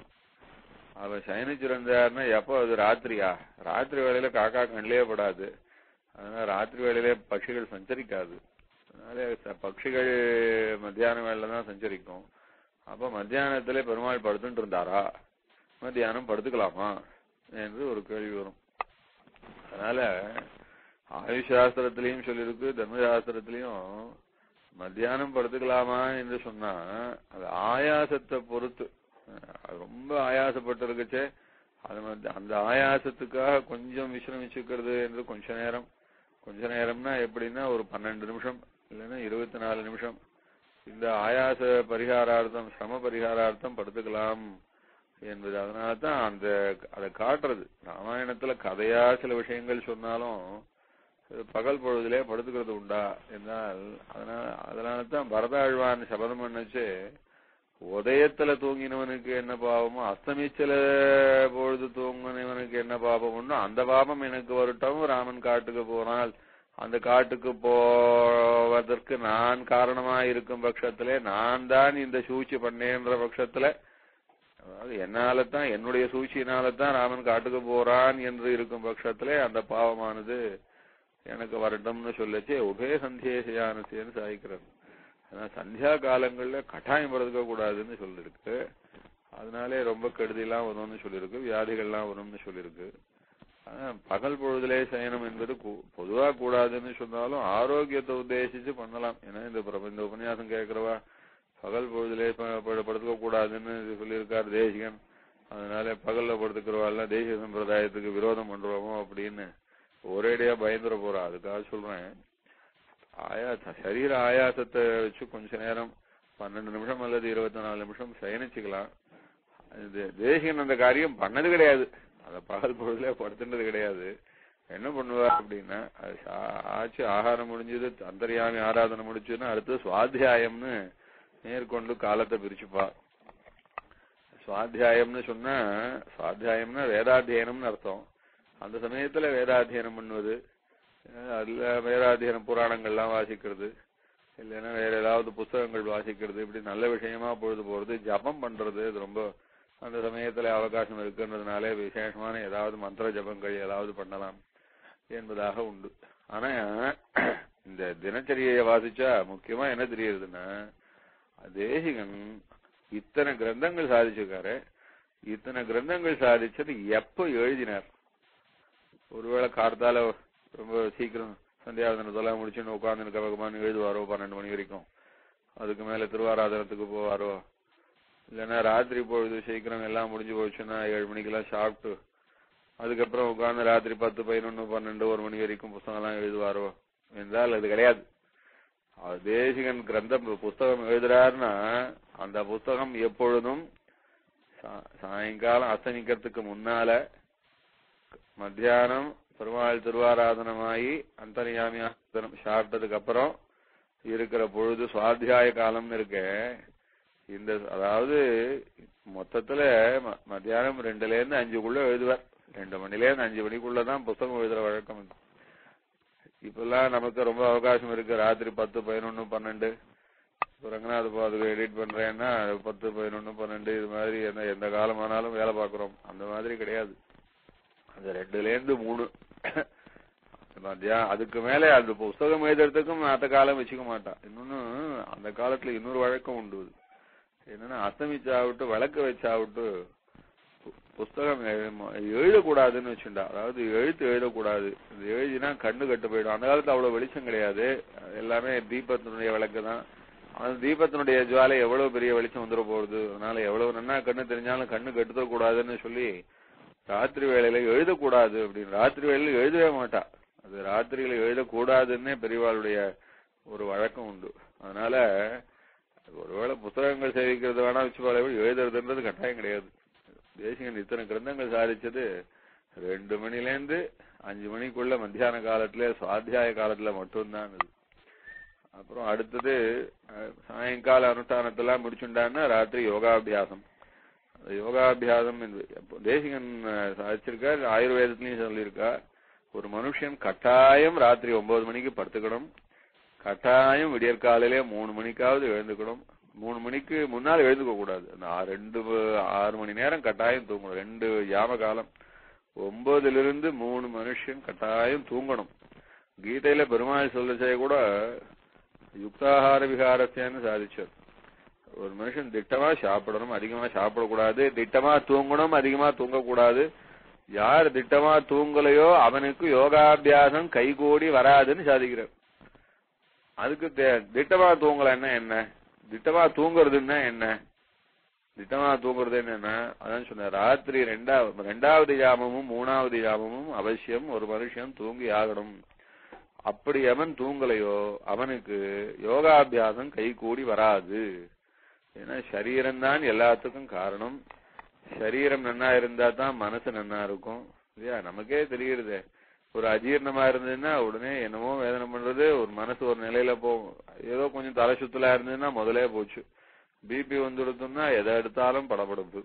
சுகர் ஏறி போச்சுன்னா எப்ப ஒரே தள்ளாம. இதெல்லாம் சரீரத்தை கொண்டு தானே மனசு நன்னா இருக்கு. மனசை வச்சுத்தானே நல்ல காரியம் பண்ணணும். கீதையில பெருமாள் சொல்றார், முதல்ல நன்னா தூங்குடா, அதுக்காக ஓவரா தூங்கி போடாத அப்படின்னு. ஏன்னா அதிகமா நான் நிறைய தூங்குறவன், நிறைய சாப்பிடுறவன், இவனுக்கெல்லாம் யோகம் கைகூடி வராது. ஆனா குறைவா தூங்குறவன், குறைவா சாப்பிடுறவனுக்கும் யோகம் வராது அப்படின்னு சாதிக்கிறார் கீதையில. அதனால தேசிகன் திட்டமா நன்னா 9 மணிக்கு படுத்துட்டாருன்னா திருப்பி காலத்தால 3 மணிக்கு கட்டாயம் எழுந்துருவான். இதெல்லாம் இந்த ஸ்தோத்திரத்துல தினச்சரியினாலேயும் தெரியுது. பெரியவாள் அனுஷ்டானமும் அப்படிதான். இந்த தினச்சரியா ஸ்தோத்திரத்துல இது தேசிகன் எப்படி இந்த மாதிரி காரியம் பண்ணிட்டு இருப்பார். இப்ப நாம சொன்னது ஓரளவுதான். தேசிகன் என்ன எல்லாம் பண்ணிட்டு இருந்தார் என்று இப்ப சொல்ல இல்ல. சுவாமியினுடைய திருவாக்குனாலே, சுவாமி குமாரருடைய திருவாக்குனாலே என்ன சாதிக்கிறார்னா, தேசிகன் இப்படி ஒரு நாளை 5 விதமா பிரிச்சுப்பார். ராத்திரி யோகாபியாசம். யோகாபியாசம்னு சொன்னா என்ன மாதிரியான யோகாபியாசம் என்பது அது முக்கியமான விஷயம். அது ஆனா அது அப்புறம் சொல்றேன். இப்ப சுவாமி தேசிகன் தினம் மொத்த ஒரு நாளை 5 ரூபமா பிரிச்சுப்பார். எப்படின்னா, பிராதுரப்யேத்ய ஹரிம் சுச்சீனிந்திரவ்யான்யுபாதாய சுச்சி கிருதேஜ்ய ஸ்வாத்தியாய யுக்தா நிஹி யோக ரூபாம் நித்ராம் சமாரோகதி தம் நதாஸ்மஹ.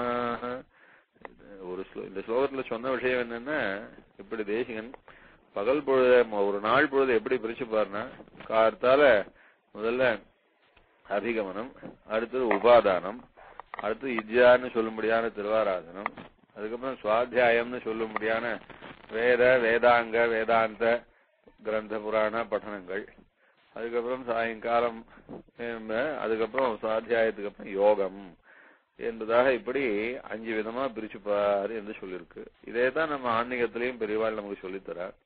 அதுல தேசிகன் எப்ப எழுந்திருப்பார்னு சாதிக்கிறார்.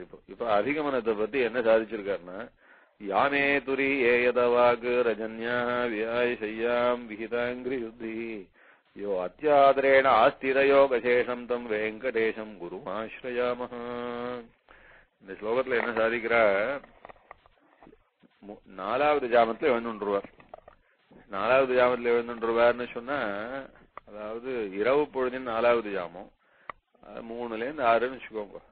விடியற் காலையில 3-6 பெரியவாள் அந்த 3-6 எழுந்துக்கிறதுன்றது அவளுக்கு யாருக்கு கார்த்தாலே 3-6 எழுந்துக்கிறதுக்கு உடம்பு ஒத்தாசை பண்ணலையோ அவளுக்கு கட்டாயமா உடம்பு சரியா இல்லைன்னு அர்த்தம்.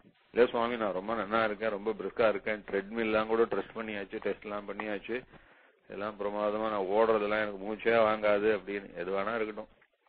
யாருக்கு 3-6 எழுந்துக்கிறதுக்கு யாருக்கு முடியலையோ, அதாவது அந்த 3-6 உடம்பு தானே எழுந்துக்கணும். அந்த மாதிரி எழுந்துக்கலன்னா யாருக்கா இருந்தாலும் சரி, எனக்கா இருந்தாலும் சரி, யாருக்கா இருந்தாலும் சரி, உடம்பு அது வாஸ்தவமாக சாத்விகமான உடம்பாக இல்லை என்று அர்த்தம். ஏன்னா அது காலை பொழுது ரொம்ப சாத்விகமான பொழுது. அந்த சாத்விகமான பொழுதுலே உடம்பு சாத்விகமா இருந்ததுன்னா தானே அந்த சத்துவோத்தரமானதுனாலே விழிப்புணர்ச்சி ஏற்பட்டு புத்தியானது நல்ல பிரகாசத்தோட விழிச்சிருக்கும். அது தேசிகன் அந்த 3-6 மணிக்குள்ள எழுந்துருவார். ஆன்மீகத்துல சொல்லச்சே சொன்னா 3 மணிக்கு எழுந்து பார்த்தேன், என்னமோ முடியல அப்படின்னா என்ன பண்றது அப்படின்னா, ஜீரணமாற வரைக்குமாவது படுத்துக்கோன்னு என்ன. ஏன்னா ஜீரணமாகாம அஜீரணம் இன்னும் ஜீரணம் ஆகாரம் ஜெரிக்காம வயதுல இருக்குதே எழுந்துக்கிறதுன்றது அதுவும் அது உடம்புக்கு கெடுதல் தான். அதனால ஜீரணமாற வரைக்கும் படுத்துக்கோ. எப்படியா இருந்தாலும் சரி, அது சூரியோதயத்துக்கு முன்னாலே வரக்கூடியதான அந்த இது இருக்க அந்த அந்த அருணோதயம்னு சொல்லுவாளே, அந்த அருணோதய காலத்திலேயாவது கட்டாயம் எழுந்துடணும். அதுக்கு மேல சயனிச்சுட்டு இருந்தா பாப்பத்துக்கு பாப்பமும் மாறுது, உடம்பு ரத்தமும் கெட்டு போறது. நீ சொன்ன யாமே துரியே யதவா கிரஜன்யாக, இதெல்லாம் இப்ப இந்தியாவினுடைய நிலவரத்தை பத்தி சொல்றோம். நீங்க எல்லாம் உபன்யாசம் கேட்கிறவா நிறைய பேர் அமெரிக்காவில எப்போ உதயமாகும், அருணோதயம் எப்போ ஆகும் அதெல்லாம் எனக்கு தெரியாது. நீங்க இந்தியாவினுடைய நிலையை வச்சு சொல்றது. இந்தியாவினுடைய நிலையில சூரியோதயத்துக்கு முன்னாடி வரக்கூடிய அருணோதயம்ன்றதான பிரகாசம் இருக்கு. அந்த பிரகாசம் வர்றதுக்கு முன்னாடி எழுந்துடணும் அப்படின்னு பெரியவாளுடைய அனுஷ்டானம். இங்க தேசிகன் எப்படின்னா 4வது ஜாமத்துல எழுந்துருவார். 3-6க்குள்ள சீக்கிரமே எழுந்துருவார். அதுக்கு மேல சொல்றார் யதாவாக்கு, எழுந்த உடனே ஒரு வார்த்தையும் பேச மாட்டார். அதை ஆஜமனம் பண்ணணும்னு சொல்லிருக்கு. எழுந்த உடனே ஆஜமனம் பண்ணி விட்டு என்ன பண்ணுவார்னா இத சொல்றாரு பாருங்க, ராத்திரி எந்த யோகத்தை சங்கல்பிச்சுண்டு சயனிச்சுண்டாரோ அந்த யோகத்தினுடைய மீதியை நித்தியம் அனுஷ்டானம் பண்ணுவார். அதாவது யோகம்னா என்னன்னு, யோகம்னா அந்த யோகாசனம் என்பதுதான் யோகம்னு இல்ல, பெருமாளிடத்திலே இந்த ஆத்மாவானது அப்படியே ஒன்றி போய் இருப்பதாக பாவிச்சுண்டு தூங்கிறது கூட யோகம்தான் நம்ம பெரியவாளுடைய சித்தாந்தம். இது அதுபோல பெருமாளிடத்திலே நம்மளை பாவிச்சு படுத்துக்கிறோம், அதை ராத்திரி சயனிச்சுக்கிறோம். சயனிச்சுக்கச்சே பகவானையும் ஸ்வனியாமிய ஸ்வரூபஸ்திதி பிரவருத்தி ஸ்வசேஷைக அசைன அனேனாத்மனா ஸ்வகீய சோகரணை சுவாராதனிக பிரயோஜனாய பரமருஷா சர்வசேஷி ஸ்ரீபதி ஸ்வசேஷபோதவிதம் யோகாக்கியம் கர்ம ஸ்வஸ்மி சுப்ரியதையே சுயமேவ காரயதி என்று இந்த மாதிரி யோகம் என்றதான கர்மாவை பெருமாள் இந்த ஆத்மாவை கொண்டு இது மாதிரி பண்ணிக்கிறார் என்று ஒரு சங்கல்பம். அந்த யோகத்தை சங்கல்பிச்சுண்டு அப்புறம் முக்கியமா அது ராத்திரி அனுசந்தானம் பண்ண வேண்டிய சில ஸ்லோகங்கள் பாசுரங்கள்லாம் கூட உண்டு. பெரியவாள் பாசுரங்கள்னு சொல்லச்சே உரகல் உரகல் உரகல் ஒன்சுடர் ஆழியே சங்கே அறவெறினாந்த கவாளே அழகிய சார்கமே தண்டே இரவுபடாமல் இருந்த எண்மருலோக பாலியர்கள் பறவையறையா உரகல் பள்ளியறை குறிக்குள்மின் என்று இந்த பாசுரத்தை அனுசந்தானம் பண்றது உண்டு.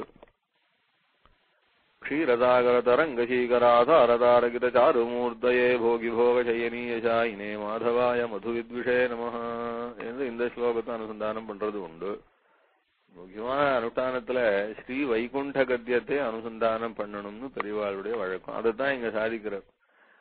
வைகுண்ட கத்தியத்திலே பாஷ்யக்காரர் எப்படி வைகுண்டநாதனை தியானம் பண்றாரோ அந்த மாதிரியான வைகுண்டநாதனை தியானம் பண்ணி கொண்டு அவனிடத்திலே அவனுடைய திருவடியிலே இந்த ஆத்மாவானது ஒன்றி போய் அவனுடைய திருவடியிலே நிம்மதியாக அந்த திருவடி கமலங்களிலே சயனத்தை தலையை சாய்ச்சுண்டு எல்லா பொறுப்பையும் சர்வலோக நாயகனாயிருக்கிறவன் அவன் பார்த்துப்பான்னு நிம்மதியா தூங்குறதுக்கு யோகம்னு சொல்லி வச்சிருக்கா. அப்ப அதுக்கு முன்னாடி அந்த யோகத்துக்காக பகவானுடைய தியானம் இருக்க, வைகுண்டநாதனுடைய தியானம், அது வைகுண்ட கத்தியத்திலே இருக்கா போலே அனுசந்தானம் பண்ணுவது வழக்கம். அப்புறம் இப்ப தூங்கியாச்சு, கார்த்தால எழுந்துக்கிறார். எழுந்தா சுவாமி தேசிகன் அந்த வைகுண்ட கந்தத்திலே ராத்திரி தூங்கச்சே என்ன வைகுண்டநாதனை தியானம் பண்ணிட்டாரோ அதே மாதிரி திருப்பியும் வைகுண்ட கத்தியத்தை அனுசந்தானம் பண்ணி வைகுண்டநாதனை தியானம் பண்ணிக்கிறது. இது யோகம்னு சொல்லியிருக்கு. நம்ம பெரியவாள் எல்லாருடைய அனுஷ்டானமும் யோகம்னா இதுதான். ஏன் யோகாபியாசம் அனுஷ்டானம் இல்லையான்னு கேட்கலாம். யோகாபியாசம் பண்ண தெரிஞ்சு பண்றவாளுக்கு அந்த யோகாபியாசம் அது அவசியம் பண்ணணும். யோகாபியாசம்னு பண்ண தெரியாதவாளுக்கு இந்த மாதிரி அனுஷ்டானமானதே யோகாபியாசம் தான் என்று சொல்றது. அதனால இந்த யோகத்தை சுவாமி தேசிகன் அனுஷ்டானம் பண்ணிட்டு இருந்தார்னு. இதனால தேசிகன் யோகாபியாசம் தெரியாதுன்னு அர்த்தம் இல்ல. அவருடைய நித்திய பரமைகாந்திகளுடைய அனுஷ்டானம் இப்படித்தான்னு காட்டுறது தேசிகனுடைய அனுஷ்டானம். அதனால இந்த மாதிரி யோகாபியாசம் அப்ப பண்ணுவார். அதுவே தான் யோக சேஷம். ராத்திரி பண்ணதான யோகத்தினுடைய மீதியை முதல்ல வைகுண்டநாதனை தியானம் பண்ண யோகம், அதுக்கப்புறம் அந்த பெருமாள் திருவடியிலே பரிபூர்ணமாக தன்னை சமர்ப்பிச்சுட்டு அதே ஸ்மரணத்தோடே தூங்கி போறது ஒரு யோகம். தூங்கி எழுந்த உடனே திருப்பியும் அந்த வைகுண்டநாதனையே தியானம் பண்ணுறது என்பது. ஆழ்வார் சொன்னார், கலியன் துஞ்சம்போது அழைமின் துயர்வர் நினைமின் துயரிலேயே சொல்லிலும் நன்றாம் நஞ்சுதான் கண்டீர் நம்முடைய வினைக்கு நாராயணா என்னும் நாமம் என்று சாதிச்சார். அது துஞ்சும் போது அழைமின் என்பதா சொன்னாரோ இல்லையா? துஞ்சும் போதுன்னா தூங்கும் போது சொல்லுங்கோன்னு ஒரு அர்த்தம், இல்லைன்னா சாகும் போது சொல்லுங்கோன்னு ஒரு அர்த்தம். இதுல சாகும் போதும் சொல்ல முடியாது, தூங்கும் போதும் சொல்ல முடியாது இல்லையா? சாகும் போது எவனாவது என்ன சுவாதீனமா ரொம்ப கண்ட்ரோலா நாராயணான்னு எவனாவது சொல்ல முடியுமா? அவ்வளவு சுவாதீனமாவா இருக்கான்? நல்ல சுவாதீனமா இருக்கவே நாராயணா வர மாட்டேங்கிறது. அசுவாதீனமான திசையில வாய் ஒரு பக்கம் வாங்கி வலிப்ப வார்ந்தனியர் குழிக்கண்கள் மிழற்ற என்று அந்த திசையில. அப்ப ஆழ்வார் துஞ்சும் போது அழைமின்னு சொன்னாரு. என்ன சுவாமி நம்மளால முடியாதது சொல்லிவிட்டாரே. சாகும் போது சொல்லணும், இல்லைன்னா துஞ்சும் போது அழைமின்றதுக்கு தூங்கும் போது சொல்லணும்னு அர்த்தம். ரெண்டு அர்த்தமும் செய்ய முடியாது. அதனால துஞ்சும் போது அழைமின்னா சாகும் போது அழைமின்னு அர்த்தம் கிடையாது. அதுக்கு துஞ்சும் போது அழைமின்னா தூங்கும் போது சொல்லுங்கன்னு அர்த்தம். தூங்கும் போது சொல்லுங்கன்னா தூங்குறதா சொல்றதான்னு கேள்வி. என்ன சுவாமி நான் தூங்கிட்டே இருக்கிறதா இல்லைன்னா சொல்லிட்டே இருக்கிறதா? ரெண்டும் பண்ண முடியாது. என்ன அது தூங்குறதுக்கு போச்சே சொல்லணும்னு அர்த்தம். அப்புறம் தூங்கி எழுந்த உடனே சொல்லணுமா? அப்படி சொல்லிட்டா தூங்குறதுக்கு ஆரம்பிக்கிறதுக்கு முன்னாடி சொல்லி தூங்கி எழுந்த உடனே சொல்லிட்டானா தூக்கச்செயலாம் சொன்ன மாதிரி ஆயிடுமா? திருக்குறள் ரொம்ப ஆசையமா சாதிப்பார்.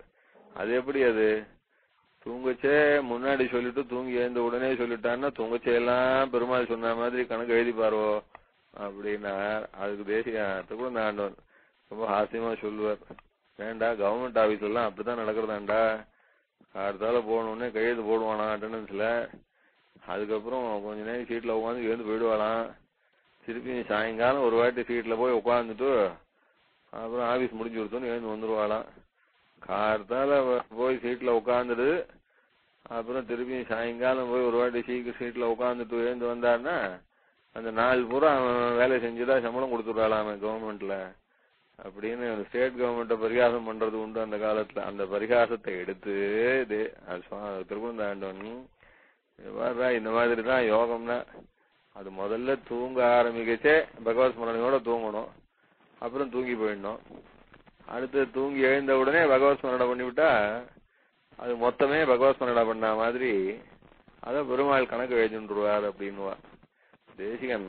அது தூங்குவதற்கு அதை சயனிச்சுப்பதற்கு முன்னாடி ஸ்ரீவைகுண்ட கத்தியத்தை அனுசந்தானம் பண்ணிட்டு அப்புறம் காத்தால எழுந்திருக்கச்சே ஸ்ரீவைகுண்ட கத்தியத்தை அனுசந்தானம் பண்ணி எழுந்துப்பார் அப்படின்னு. அந்த ஸ்ரீவைகுண்ட கத்தியத்துல ஸ்ரீவைகுண்டநாதன் எப்படி எழுந்திருப்பார்னு பாஷ்யக்காரர் ரொம்ப ஆச்சரியமா சாதிக்கிறார். அதுக்கும் திருவிழந்தாண்டம் சாதிச்சாகும். ஸ்ரீவைகுண்டத்துல பெருமாள் இப்படிதான் இருக்கார் அப்படின்னு எப்படா பாஷ்யக்காருக்கு தெரியும்னா அந்த மாதிரி இங்க மரங்கள்லாம் இருக்கு, பட்சிகள்லாம் இருக்கு, பழுத்த பழம் எல்லாம் இருக்கு, நிறைய உத்தியானவனங்கள்லாம் இருக்கு, ரொம்ப போக்கியமா காத்தடிக்கிறது, போகியோபகரண போகஸ்தான இதெல்லாம் ரொம்ப நல்லா இருக்கு அப்படின்னு எப்படி தெரியும் அப்படின்னு அதுக்கும் ஆண்டவன் சாதிச்சாகும். எப்படி தெரியும்னு இங்க இருக்கிறவாளால சொல்ல முடியாது. பாஷிகாரெல்லாம் அங்கேயே இருந்துட்டு வந்தவா, அதனால அங்க இருந்துட்டு வந்துட்டதுனால இங்க வந்து சொல்றாரு நம்ம ஊர் எப்படி இருக்கு தெரியுமோ இல்லையோ அப்படின்னு. அதனால பாஷ்யக்காரர் வைகுண்ட கத்தியத்திலே சாதிச்சிருக்கிறது சாட்சாத்து பெருமாளை பார்த்துட்டு வந்து எழுதின புத்தகம் உண்டாது அப்படின்னு சாதிப்பார். அதனால சாட்சாத் நித்திய சூரிகள் தானே நமக்கு ஆச்சாரியாளா விசேஷமா வந்து அவதாரம் பண்றா. அது வச்சு சொல்லுவார் பாஷிகாரெல்லாம், அங்க இருந்துட்டு இங்க வந்து அவ நமக்கு சமாச்சாரம் சொல்லிட்டு போயிருக்கா. வைகுண்ட கத்தியத்துல எழுதிருக்கிற நான் வைகுண்டநாதனுடைய ஸ்வரூபம் வர்ணிச்ச பிரகாரமே அங்க எழுதிருக்கிற பெருமாள். அதனால வர்ணிக்கப்பட்டதை அப்படியே அனுசந்தானம் பண்றது நம்ம யோகத்துல யோகசேஷம் என்பதா சொல்லுது. இந்த மாதிரி பெருமாளை தியானம் பண்ணிப்பார் யோகத்துல. இந்த யோக சேஷம் இத்தோட முடியறது. அதாவது முதல் நாள் அபிகமனத்து சங்கல்பிச்சுட்டார் பாருங்க கார்த்தால. இதுக்கப்புறம் அபிகமனம் சங்கல்பிச்சுப்பார். இப்போ இதே மாதிரி இப்ப அபிகமனம் சங்கல்பிச்சுட்டா மறுநாள் ராத்திரி தூங்கி எழுந்து கார்த்தால யோக சேஷத்திலே ஸ்ரீவைகுண்டநாதனை தியானம் பண்ணி முடிக்கிற வரைக்கும் இதெல்லாம் ஒரு நாள் அனுஷ்டானமாய் சுவாத்தியாயத்தை அபிகமனம் ஆரம்பிச்சு யோகம் முடிகிற வரைக்கும்னு ஆகும். இது இந்த போல இப்ப நாம சொன்னது யோகம் மாத்திரம் சொல்லியிருக்கு. அது மாத்திரம் இல்ல, இந்த யோக மாத்திரம்னு சொன்னது என்னன்னா இந்த யோக சேஷத்தை வளர்த்துக்கலாம்.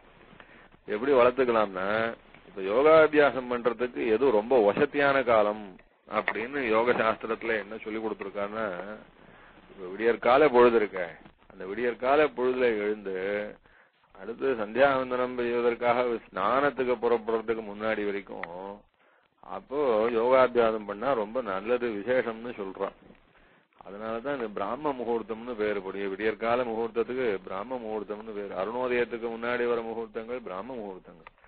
அந்த முகூர்த்தத்துல பேர் வைக்கச்சே முகூர்த்தத்துக்கு பிராம முகூர்த்தம்னு பேர். பிராம முகூர்த்தம்னா என்னன்னா, அது பிரம்ம சம்பந்தமான முகூர்த்தம். பிரம்ம சம்பந்தி முகூர்த்தம் பிராம முகூர்த்தம். பிராம முகூர்த்தம்னா பிரம்மத்தை தியானம் பண்றதுக்கு உண்டானதான நல்ல பொழுதுன்னு அர்த்தம். அது பிராமணாள் முகூர்த்தம்னு நினைச்ச கூடாது. பிராமணாள் மட்டும்தான் காத்தால எழுந்துக்கணும், மற்றவ எல்லாம் தூங்கணும்னு அர்த்தம் இல்ல. பிராம முகூர்த்தம்னா பிரம்மத்தை தியானம் பண்றதுக்கு வேண்டியதான நல்ல முகூர்த்தம்னு அர்த்தம். பிராம முகூர்த்தம் அப்ப காயத்ரி பண்றதுக்கு நல்ல முகூர்த்தமோ அது அப்படின்னா, அது காயத்ரி பண்ணலாம், அது வேற.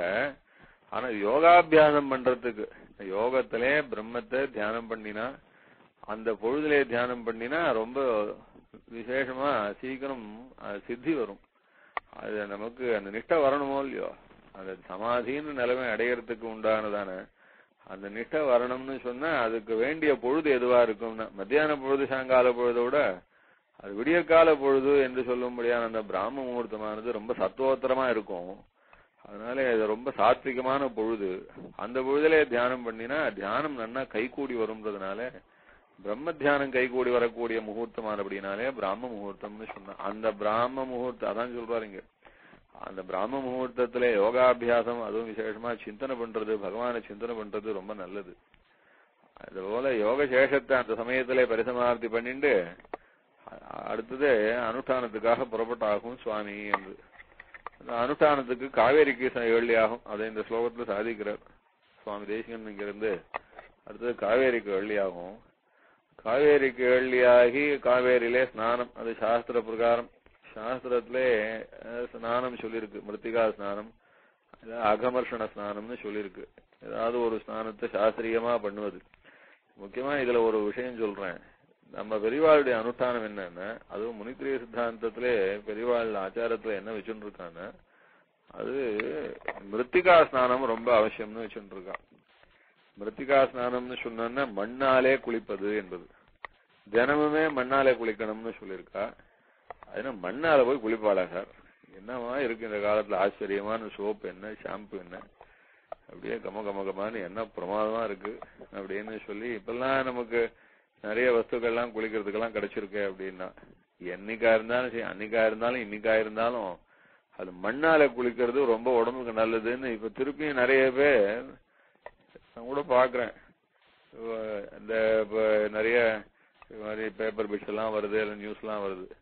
மண்ணாலேயே குளிக்கிறதுக்குன்னு இதுக்குன்னு தனியா ஒரு குளம் ஒரு ஏரியெல்லாம் ஏற்பாடு பண்ணி வச்சு இதுக்குன்னு எதுக்காகன்னா அந்த ஹெல்த் இம்ப்ரூவ்மெண்ட்டுக்காக மண்ணால குளிக்கிறதுக்கு வசதி எல்லாம் பண்ணித்தரா அப்படி சில இடங்கள்ல அப்படின்லாம் வருது.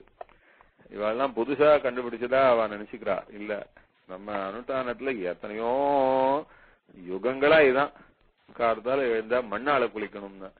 அதுக்கு மண்ணுன்னா எந்த மண்ணால குளிக்கிறது அப்படின்னு. மண்ணுன்னா தேய்ச்சுனா ஒரு சொரசொரன்னு இருக்குமே என்ன இல்ல, அது மாதிரி சொரசொரப்பு இல்லாத மிருதுவா இருக்கிற மண்ணை சேகரிச்சு வச்சுட்டு அந்த மண்ணாலே குளிக்கிறது தான். இப்போ நம்ம ஆண்டவன் சாதுர்மாசிய சங்கல்பமா தேரழுந்தூர்ல இப்ப அனுஷ்டிச்சாருது. இந்த அனுஷ்டிக்கிற காலத்துல முதல்ல சங்கல்பத்தை அனுஷ்டிக்கச்சே முதல்ல மிருத் சங்கிரகணம்னு பண்ணியாகும். மிருத் சங்கிரகணம்னு சொன்னா மண்ணை சேகரிக்கிறதுன்னு அர்த்தம். அது முதல்ல மிருத் சங்கிரகணம் நீங்கெல்லாம் கூட பார்த்திருக்கலாம், நம்ம எல்லாம் பாக்குறோம். மண் வெட்டியாலே மண்ணை அப்படி சேகரிச்சு எடுத்துன்னு போய் கூட கூடையா வச்சுக்கிறதுன்னு பார்த்திருக்கோம். அது என்னன்னா இந்த மிருத்தை இப்படி சேகரிச்சு வச்சுக்கணும். 2 மாச காலத்துக்கு வெளியில் ரொம்ப சஞ்சாரம் கிடையாது, அதனால மண்ணு சேகரிக்க முடியாது என்பதனால அது ரொம்ப இந்த மண்ணை ஒரு நல்ல மண்ணா அதை பார்த்து சேகரிச்சு வச்சுக்கிறதுன்ற காரியம் தான் மிருத்சங்கரணம். இது எதுக்குன்னா இந்த இதுக்கும் இந்த மிருத்சங்கடம் இந்த மிருத்திகா ஸ்நானம்னு இப்ப சொல்றோமே, மண்ணாலே குளிப்பது என்கிற ஸ்நானம் இருக்க, இந்த மண்ணாலே குளிக்கும் இந்த ஸ்நானத்தை தினமும் பெரியவாள் அனுஷ்டிச்சுட்டு இருந்தா, இந்த சன்னியாசிகள் இந்த சமயத்துல வெளியில போய் மண்ணெல்லாம் சேகரிச்சுன்னு வர முடியாதுன்றதுனால ஒரே நாளா கொஞ்சம் மொத்தமா சேகரிச்சு வச்சுக்கிறா என்பதனால. அதனால இந்த மண் ஸ்நானம் என்பது ரொம்ப அவசியம். அது இந்த காலத்துல சொன்னா கொஞ்சம் நிறைய பேருக்கு என்னமோ விசித்திரமா படும், கொஞ்சம் புரூட்டலா கூட தெரியும். ஆனா அது வசத்தியான ஸ்நானமாயும் அது பக்குவமான மண் ரொம்ப சாஃப்டா இருக்கணும்னு சொல்லியிருக்கு. இன்னும் கேட்டா அந்த மண் எப்படி எடுக்கணும்னு மார்க்கண்டேய ஸ்மிருதியில சொல்லச்சே, இந்த மாதிரி நல்ல மண்ணா எடுத்து அந்த மண்ணை நல்லா அந்த மண் கட்டியெல்லாம் சுத்தியால போட்டு உடைச்சு எல்லாத்தையும் சாஃப்டாக்கி சாஃப்டானத வஸ்திராயம் பண்றதுன்னு கேள்விப்பட்டிருப்பேன்.